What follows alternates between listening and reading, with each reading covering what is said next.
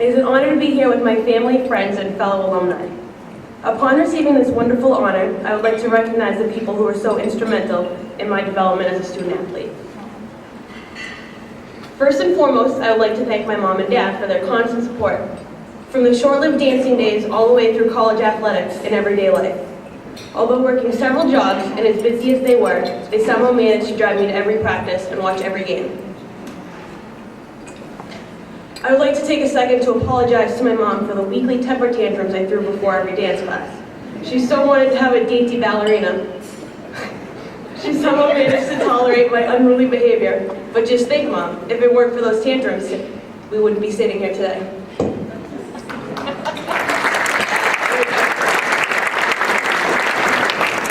I would also like to thank my brother Michael for being such an influential part of my life. He has always supported me and guided me in the right direction. Even while busy concentrating on his own career, he still found time to shoot pucks in the backyard and shag baseballs at Bemis Park. To top it off, he would go home and he would then help me with my homework, which was never an easy task.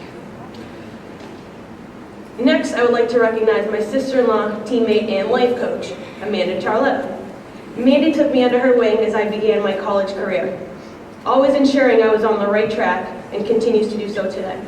As team captain, she pushed everyone to the next level and motivated all of us to work hard, no matter what obstacle was ahead of us.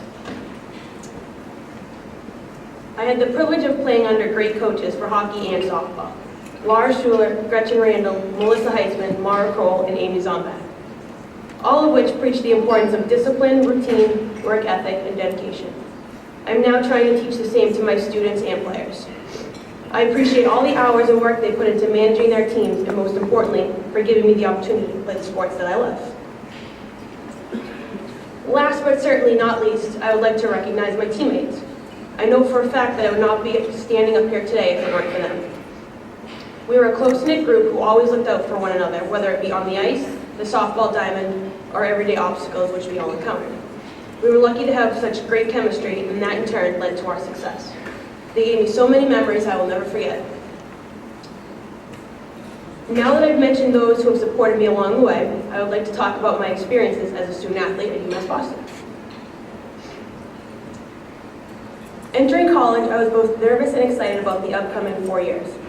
I couldn't wait to play hockey at a higher and more competitive level than I previously had. I was somewhat apprehensive about the thought of leaving my comfort zone and moving on to a new school where so many new people would be entering my life. I figured I would play a few more years of hockey, go to some classes, and that would be the end of it, never realizing the impact UMass Boston would have on me. Shortly after starting school, I began working in the athletic department, serving as their secretary and disc jockey. I always looked forward to spending my afternoons in the athletic center.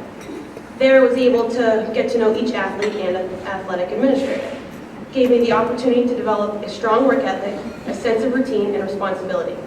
Looking back, I have come to realize how important these tasks really were as I began my teaching career. Who knew dressing up as Bobby the Beacon a few times would lead to my success? How do you put 4 years of college hockey into words? I guess I'll just say it was unforgettable. Freshman year, we were considered the underdogs. We're a brand new varsity program. The team consisted of mainly freshmen. On February 14th, 2004, we played one of the tougher teams in the league, RPI. It was a hard-fought battle, and we came out on top. It was incredible. Players and fans all cheering, and Melissa Belmonte screaming, "I love hockey" at the top of her lungs. Shortly after, RPI moved up to the Division I level, so this was a huge milestone for the program. A few weeks later, on February 28, 2004, we faced RIT in the quarterfinals of the ECAC East tournament. We played them twice before but came up short. We had one last shot to extend our season, and we succeeded by beating them 6-4. It went right down to the final minutes of the game.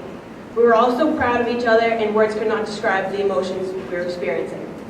Manhattanville knocked us out the next game, but we don't need to talk about that.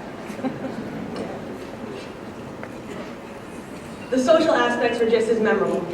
Who could forget those intense games of catchphrase, which deemed to be just as competitive as a regular playoff game? Emotions ran high, players were screaming and anxiously awaiting their team's potential victory. Or the karaoke party that took place on the way home from a successful road game. Certainly not Ed. He was front and center for each one of these loud occasions.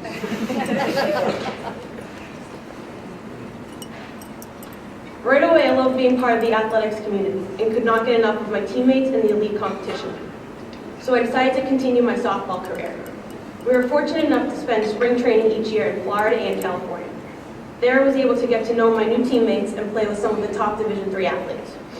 We played 2 to 3 7-inning games each day. It was not easy, but we loved playing for and with each other. Our abilities progressed and we came home with a few wins. When we arrived back in Boston, we were tan and ready to begin our regular season. We did not have the greatest record in the league, but we fought hard every game. Just being able to play with such unique people made the experience unforgettable. Both hockey and softball teams shared one common feature: no selfishness, just great people working together to achieve a common goal. And that is something I will truly treasure for the rest of my life. I am beyond grateful that I am able to receive such an incredible honor. Thank you, family, friends, and the UMass Boston community for all you have done for me.